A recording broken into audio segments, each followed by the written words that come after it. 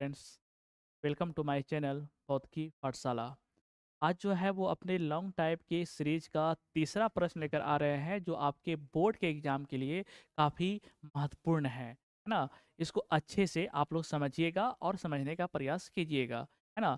ये ऐसा सवाल है जो आपको कम समय में आपको 5 नंबर दिलाने का काम करेगा, कम समय में, है ना। क्योंकि बहुत आसान सवाल है और छोटा भी है। ठीक, तो बिना देर किए हुए स्टार्ट करते हैं। आपका सवाल जो है वो ये है कि प्रकाश वैद्युत प्रभाव से आप क्या समझते हैं और आइंस्टीन द्वारा प्रकाश वैद्युत प्रभाव के समीकरण को प्राप्त करें। ठीक है, और जो भी हम पढ़ाएंगे उसका जो पीडीएफ है आप इस नंबर पे ले सकते हैं, वो भी बिल्कुल मुफ्त, इसका कोई शुल्क नहीं लगेगा।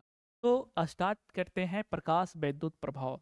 सबसे पहले इसको आप समझिए कि होता क्या है। प्रकाश वैद्युत प्रभाव, प्रकाश वैद्युत प्रभाव, यह एक प्रकार का घटना है। यह एक प्रकार का क्या है? घटना है, राइट। यह एक प्रकार का क्या है? घटना है। और इस घटना के बारे में सर्वप्रथम किसने खोजा है, इसका खोजकर्ता कौन है? उसका नाम है हेनरिक हर्ट्ज। क्या नाम है उसका? Heinrich Hertz. नाम को थोड़ा सा याद रखिएगा क्योंकि कभी कभी ऑब्जेक्टिव में पूछ लिया जाता है कि प्रकाश वैद्युत प्रभाव के खोजकर्ता कौन है, तो आपको बोलना है हेनरिक हर्ट्ज। अब बात यह है भाई कि प्रकाश वैद्युत प्रभाव एक घटना है, तो कैसी घटना है ना। इस बात पे हम चर्चा करते हैं। देखिए, बड़ा मजेदार सवाल है और आसान भी है और छोटा भी है। सबसे पहले अगर हम बात करते हैं कि ये देखिए धातु का एक सतह है जिसमें आपके बहुत सारे इलेक्ट्रॉन स्थित हैं। ठीक है, ये क्या है? तो हम बोलेंगे धातु का सतह। धातु का सतह, ठीक है। इसमें होता क्या है कि प्रकाश स्रोत से, यानी कि जो मेरा प्राकृतिक प्रकाश स्रोत है वो क्या है, तो हम बोलेंगे भैया सन है। क्या है ये? सन।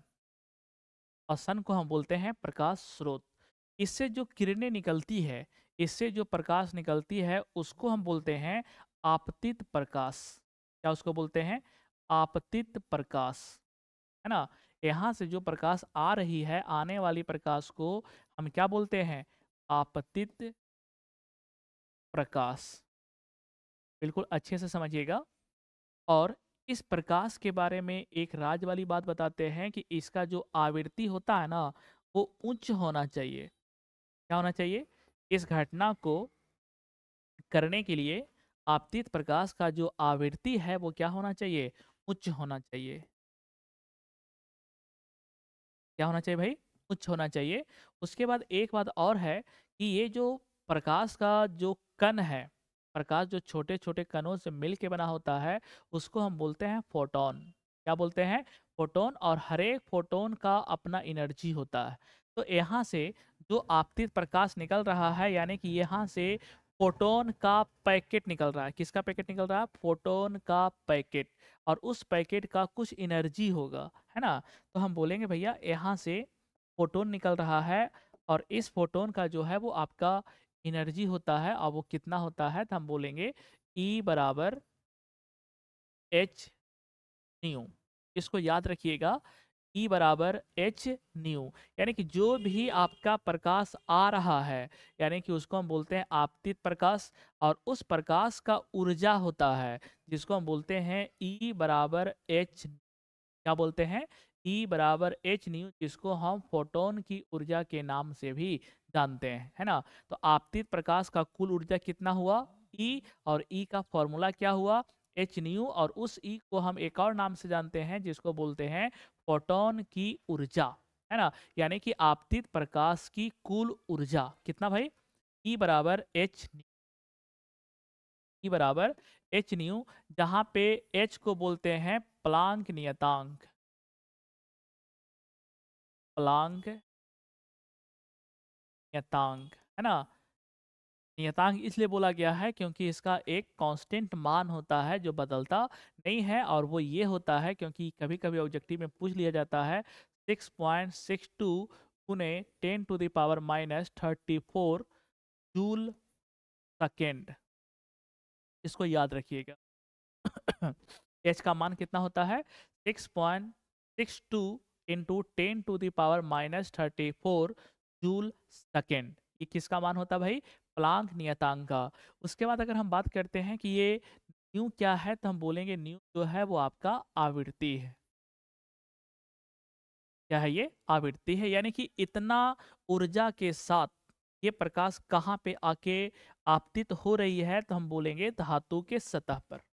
अब यहाँ पे क्या होता है कि जैसे ही ये ऊर्जा पड़ता है धातु के सतह पे, वैसे ही इलेक्ट्रॉन जो है वो धातु के सतह से निकलना शुरू कर देता है। कहाँ से? धातु की सतह से। कब? जब आपतित प्रकाश पड़ता है तब, है ना। तो यहाँ से जो है वो आपका क्या निकलना शुरू हो जाएगा, तो हम बोलेंगे भैया यहाँ से जो है वो आपका इलेक्ट्रॉन निकलना क्या हो जाएगा, शुरू हो जाएगा। ठीक, यानी कि जितना फोटोन आपका सतह पे पड़ता है उतना इलेक्ट्रॉन आपका निकलता है अकॉर्डिंग टू थ्री। जितना आपका फोटोन, जैसे ऊपर से जो फोटोन आता है वो बंडल में आता है, बहुत सारा फोटोन होता है, और ये फोटोन की जो संख्या है, यानी कि ये फोटोन की जो संख्या है वो डिपेंड करता है आपका तीव्रता पर। फोटोन की संख्या किस पे डिपेंड करता है, तो हम बोलेंगे भैया तीव्रता पर। यानी कि अगर आपके प्रकाश में चमक ज़्यादा होगा तो उससे फोटोन भी ज़्यादा निकलेगा, और जितना ज़्यादा फोटोन निकलेगा ये धातु के सतह से उतना ज़्यादा क्या निकलेगा, इलेक्ट्रॉन निकलेगा, है ना। तो फोटोन की संख्या अगर ज़्यादा से ज़्यादा चाहिए तो प्रकाश की तीव्रता ज़्यादा होना चाहिए, और अगर फोटोन की संख्या कम है तो समझिएगा कि तीव्रता क्या है प्रकाश का, कम है। यानी कि फोटोन की संख्या जो है वो डायरेक्टली प्रोपोर्शनल किसका होता है, तीव्रता का। और अगर फोटोन की संख्या ज़्यादा होगा तो ये जो है वो आपका इलेक्ट्रॉन भी क्या होगा, ज़्यादा उत्सर्जित होगा। यानी कि उत्सर्जित इलेक्ट्रॉन की संख्या भी क्या होगा, ज़्यादा होगा। उत्सर्जित इलेक्ट्रॉन की संख्या,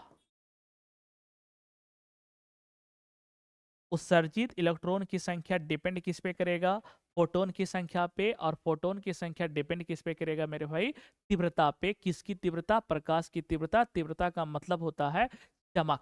प्रकाश में जितना ज्यादा चमक होगा उससे उतना ज्यादा फोटोन निकलेगा, जितना ज्यादा फोटोन निकलेगा धातु के सतह से इलेक्ट्रॉन उतना ही ज्यादा उत्सर्जित होगा। ठीक है, तो यहाँ से जो है वो आपका इलेक्ट्रॉन निकलना क्या हो गया, शुरू हो गया। इसी घटना को हम बोलते हैं प्रकाश वैद्युत प्रभाव। क्या बोलते हैं? प्रकाश वैद्युत प्रभाव। अब देखिए, अगला चीज ये है कि टोटल ऊर्जा कितना था। टोटल ऊर्जा जो है वो आपका कितना है, हम बोलेंगे भैया टोटल ऊर्जा जो है वो E बराबर एच। ये ऊर्जा दो भागों में बट जाता है। कितने भागों में? दो भागों में बट जाता है। किसमें किसमें?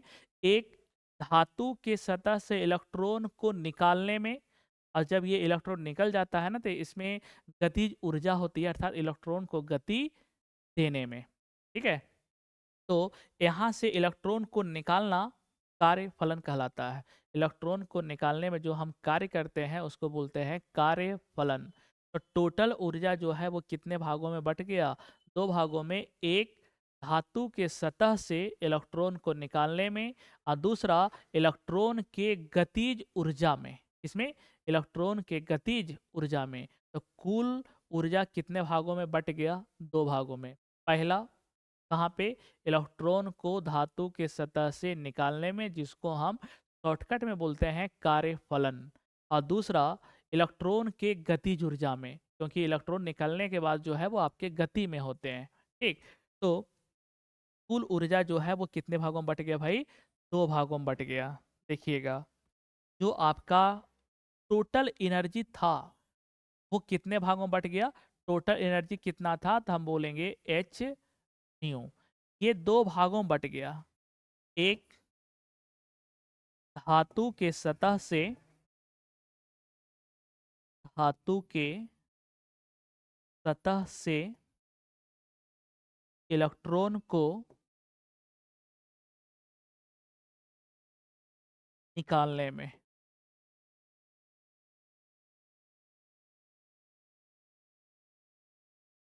ठीक है। दूसरा जो ऊर्जा अब इसका बटा, वो किस में बटा, तो हम बोलेंगे इलेक्ट्रॉन के गतिज ऊर्जा में। इलेक्ट्रॉन के गतिज ऊर्जा में। तो कुल ऊर्जा जो है वो आपके दो भागों में बट गया। धातु के सतह से इलेक्ट्रॉन निकालने की जो विधि होती है ना, उसको हम बोलते हैं आपको कार्यफलन। क्या उसको बोलते हैं? कार्यफलन, है ना। देखिए, ये जो धातु के सतह से इलेक्ट्रॉन निकालने का जो काम हो रहा है, उसको हम क्या बोलते हैं? इन शॉर्ट हम बोलेंगे कार्यफलन। और कार्यफलन को हम सूचित करते हैं मेरे भाई किसके द्वारा? तो हम बोलेंगे फाई के द्वारा। और फाई का एक प्यारा सा फॉर्मूला होता है, वो होता है एच न्यू नॉट। क्या होता है भाई? H new not. जहाँ पे एच को बोलते हैं, पहले से ही हम लोग जानते हैं, प्लांक नियतांक। प्लांक नियतांक, है ना। और न्यू को तो हम जानते थे कि आवृत्ति बोलते हैं। क्या बोलते हैं न्यू को? आवृत्ति। लेकिन यहाँ पे न्यू नॉट है, तो इसको हम बोलते हैं देहली आवृत्ति। देहली आवृत्ति, यानी ये आवृत्ति जो है वो आपका न्यूनतम आवृत्ति होता है, जिस आवृत्ति पे आपका इलेक्ट्रॉन निकलना क्या हो जाए? शुरू हो जाए। एक होता है ना कि एक आवृत्ति हम निश्चित दिए, इसमें इलेक्ट्रॉन नहीं निकला, थोड़ा सा और बढ़ाए, नहीं निकल रहा, थोड़ा सा और बढ़ाए, इलेक्ट्रॉन नहीं निकल रहा है। और थोड़ा सा जैसे ही बढ़ाए, इलेक्ट्रॉन निकलना शुरू हो गया। तो जिस न्यूनतम आवृत्ति पे इलेक्ट्रॉन निकलना शुरू हो जाता है, उसको हम बोलते हैं देहली आवृत्ति। ये आपके 2 नंबर का भी सवाल बनता है। ठीक है। तो देहली आवृत्ति पे इलेक्ट्रॉन निकलना क्या हो जाता है? शुरू हो जाता है। और ये आपका न्यूनतम आवृत्ति होता है। कम आवृत्ति होता है, इससे इलेक्ट्रॉन निकलना शुरू हो जाता है। ठीक है। तो यहाँ पे इलेक्ट्रॉन निकालने में जो हमने काम किया, उसका नाम रखा गया कार्यफलन। कार्यफलन को सूचित करते हैं फाई से। और फाई का जो फॉर्मूला होता है वो होता है एच न्यू नॉट, जहाँ पे एच को बोलते हैं प्लांक नियतांक, और न्यू नॉट को हम बोलते हैं देहली आवृत्ति। और देहली आवृत्ति एक न्यूनतम आवृत्ति है जिसपे धातु के सतह से इलेक्ट्रॉन निकलना शुरू हो जाता है। उसके बाद इलेक्ट्रॉन के गतिज ऊर्जा। अगर धातु के सतह से इलेक्ट्रॉन निकला तो उसमें कुछ ना कुछ गति होगा। और जिस वस्तु में गति होता है उसमें कौन सा ऊर्जा होता है? गतिज ऊर्जा। और गतिज ऊर्जा को भाई हम सूचित करते हैं काइनेटिक एनर्जी, यानी ई के द्वारा। के का मतलब काइनेटिक हुआ, ई का मतलब एनर्जी हुआ। और ई के बराबर होता है हाफ एम वी स्क्वायर।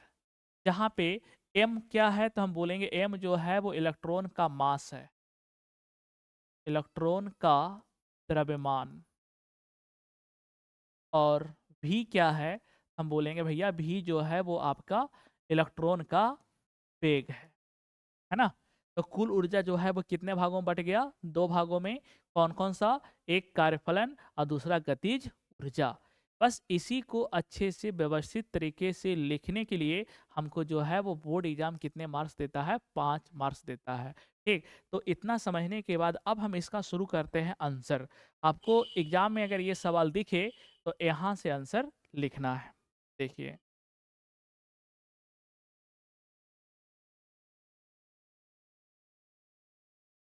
चलिए यहाँ से शुरू करते हैं अपना आंसर। एग्जाम में आपको यहीं से स्टार्ट करना है। ठीक है। तो सबसे पहला सवाल ये था कि प्रकाश वैद्युत प्रभाव किसे कहते हैं, या क्या है, या क्या उसे समझते हैं? प्रकाश वैद्युत प्रभाव। ठीक है। तो यहाँ पे इसका पहले आंसर लिख देते हैं। जब उच्च आवृत्ति की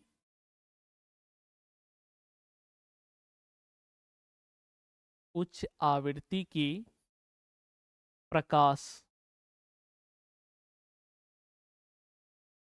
किसी धातु के सतह पर, किसी धातु के सतह पर आपतित होती है, आपतित होती है, तो धातु के सतह से, धातु के सतह से इलेक्ट्रॉन निकलना, इलेक्ट्रॉन निकलना शुरू कर देता है,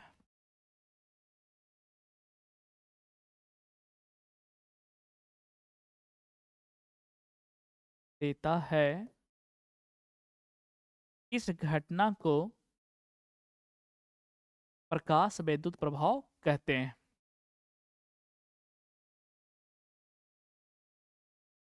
प्रकाश विद्युत प्रभाव कहते हैं।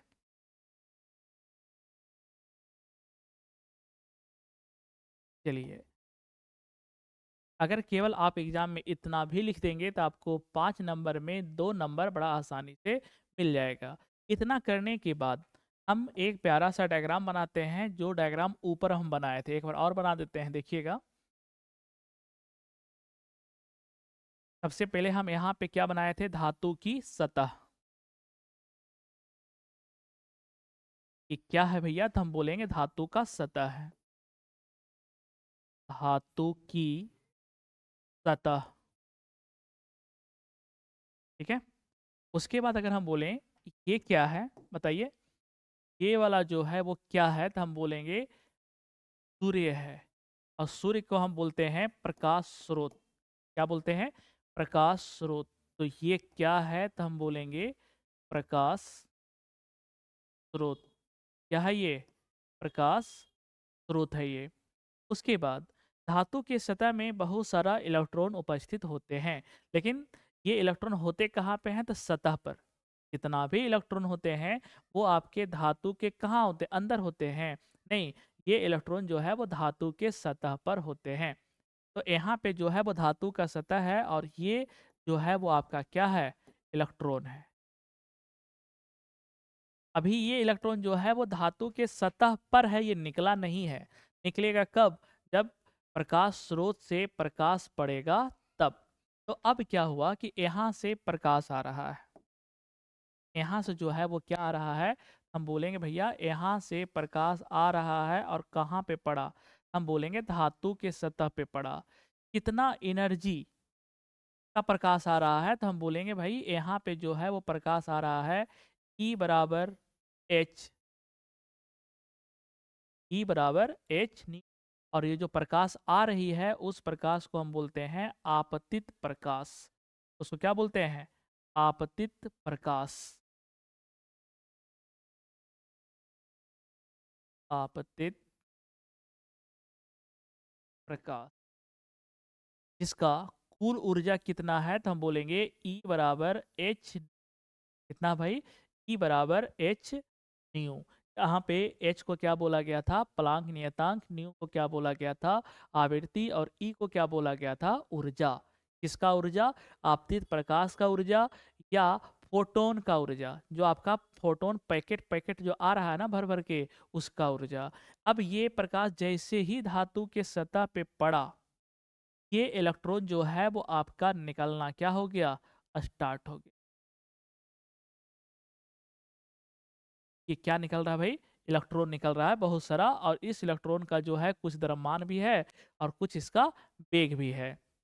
तो यहाँ पे क्या हुआ कि यहाँ पे जब इलेक्ट्रॉन निकला तो यहाँ पे एक घटना हुआ जिसको हम बोलते हैं कार्य फलन।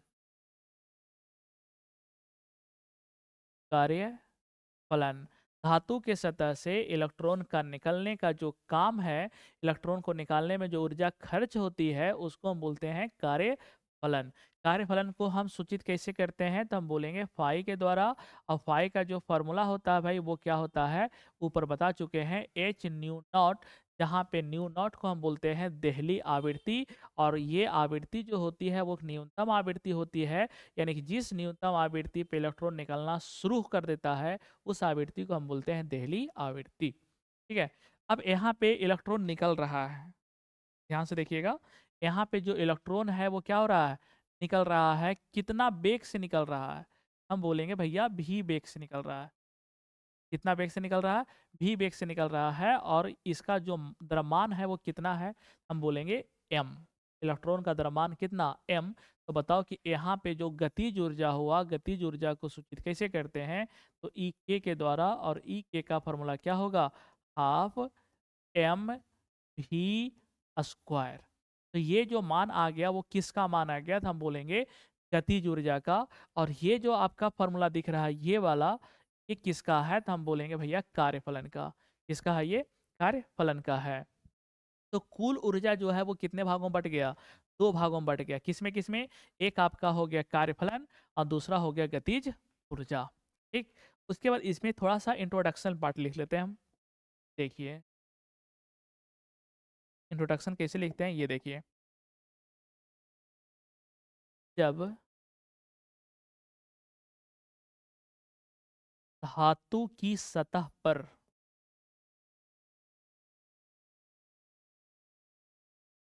धातु की सतह पर E बराबर एच न्यू की कुल ऊर्जा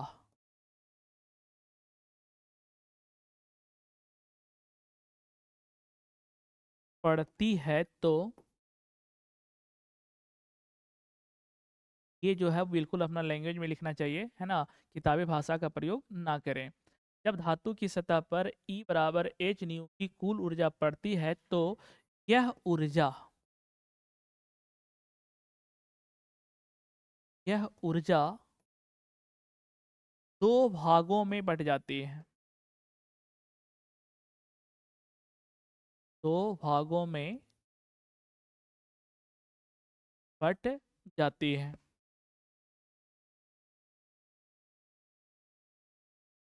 ठीक है, और ये बात जो है वो कौन बोल रहे हैं, तो हम बोलेंगे भैया ये जो है वो आइंस्टीन सर बोल रहे हैं। कौन, आइंस्टीन सर। आइंस्टीन के द्वारा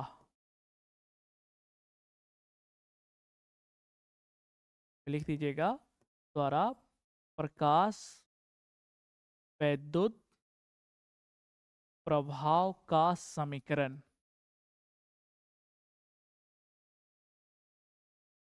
ठीक है, उसके बाद ये कहानी आपको लिख देना है। उसके बाद बताइए कि यहाँ पे लिखा हुआ है कि दो भागों में क्या हो जाता है, बट जाता है। तो यहाँ पे हम लिख देंगे पहला कार्य फलन के रूप में।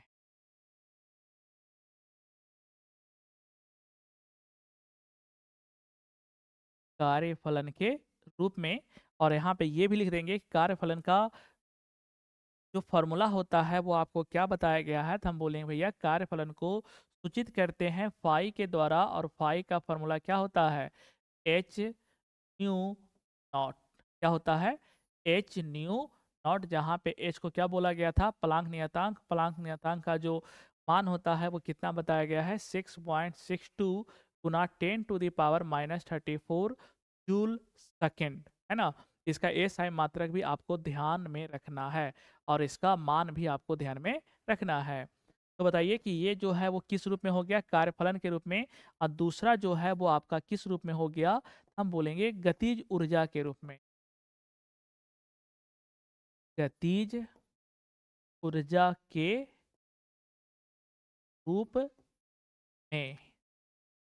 तो बताओ कि गतिज ऊर्जा का जो हम सूचित करते हैं गतिज ऊर्जा को, वो किसके द्वारा करते हैं, ई के द्वारा। और ई के बराबर क्या होगा, हाफ m भी स्क्वायर।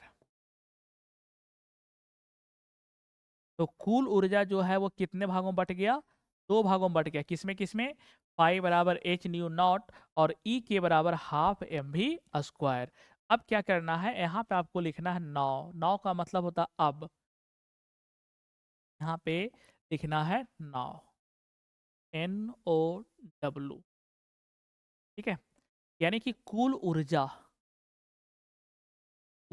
ऊर्जा बराबर। तो बताओ भाई, कुल ऊर्जा कितने भागों में बट गया? दो भागों में ना। कौन कौन? तो हम बोलेंगे भैया कार्यफलन। क्या बोलेंगे? कार्यफलन प्लस गतिज ऊर्जा। गतिज ऊर्जा। अब बताओ कि कुल ऊर्जा को हमने इंडिकेट कैसे किया था? कैपिटल ई के द्वारा, है ना। कुल ऊर्जा को इंडिकेट कैसे किए थे हम? कैपिटल ई के द्वारा। और बराबर कार्यफलन को सूचित कैसे करते हैं?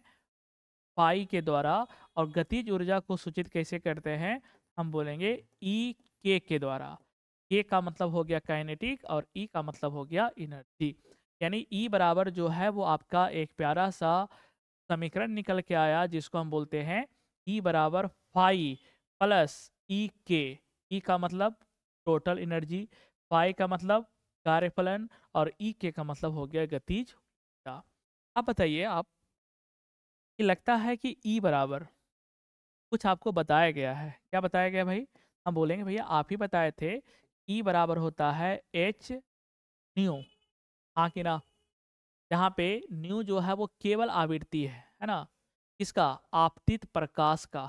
जो प्रकाश आ रहा है ना, उसका आवृत्ति को हमने क्या माना है? तो एच ई बराबर क्या था? H new. और ऊपर में कार्यफलन का भी फॉर्मूला ऊपर बताया गया है, वो कितना है? तो एच न्यू नॉट। इस न्यू नॉट को क्या बोलते हैं? देहली आवृत्ति। ये केवल आवृत्ति है। और ये कौन सा आवृत्ति है? देहली आवृत्ति है। और ये वाला जो ई के का मान है, देखो ऊपर बता चुके हैं, हाफ एम भी स्क्वायर। बिल्कुल सही है। अब हम क्या करेंगे कि ये भी एच न्यू है और ये एच न्यू नॉट है, दोनों में कुछ समानताएं दिख रही है, इसलिए इसको यहाँ से हम इधर लेके चले आते हैं। ठीक है, कोई दिक्कत? एच न्यू नॉट को यहाँ से उठा के हम इधर ले आते हैं, तब क्या होगा? देखिए आप लोग, तो ये आपका हो जाएगा एच न्यू तो पहले से है, इसके आगे अगर प्लस है तो इधर आके क्या हो जाएगा? माइनस एच न्यू नॉट बराबर क्या हो जाएगा? Half M V square. अब देखिए यहाँ पे आपको कुछ कॉमन दिख रहा होगा, और वो कॉमन क्या दिख रहा है? तो हम बोलेंगे भैया वो दिख रहा है एच। अगर एच कॉमन ले लेंगे तो ये क्या बचेगा? Nu minus nu naught equal to half M V square. ये जो आपको समीकरण मिला फाइनली, इतना करने के बाद, इसी को हम बोलते हैं प्रकाश वैद्युत प्रभाव के लिए आइंस्टीन का समीकरण। इसको क्या बोलते हैं भाई? प्रकाश वैद्युत प्रभाव के लिए आइंस्टीन का समीकरण। ठीक है, तो यहाँ पे हम लिख देंगे प्रकाश वैद्युत प्रभाव के लिए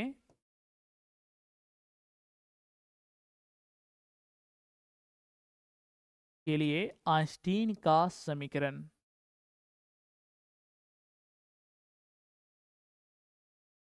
आइंस्टीन का समीकरण। अब आप ही लोग बताइए कि ये जो सवाल था, क्या बेहद आसान था या नहीं था? बिल्कुल आसान था ना। इससे आसान और कोई सवाल नहीं होगा। ये आपके कम समय में 5 नंबर अच्छे से दिला देगा, कम समय में। अगर ये सवाल आ जाएगा ना, तो काफ़ी मज़े की बात है। ठीक है, तो ये आंसर आपका हो गया समाप्त। आपको बस यहीं तक लिखना है, ये एक पेज में जाए या सावा पेज में जाए, उससे घबराने की कोई बात नहीं। इसका सॉल्यूशन केवल इतना तक ही है ना। आज जो है वो हम एक ही क्वेश्चन करवाएंगे, थोड़ा सा समय का अभाव चल रहा है उसके वजह से। कल मेरा हर संभव प्रयास रहेगा 2 क्वेश्चन करवाने का, वो भी बिल्कुल अच्छा वाला जो आपके एग्जाम में पूछा जाएगा। ठीक है, तो आज जो है वो केवल एक ही क्वेश्चन करवाएंगे। ठीक, चलिए मिलते हैं कल।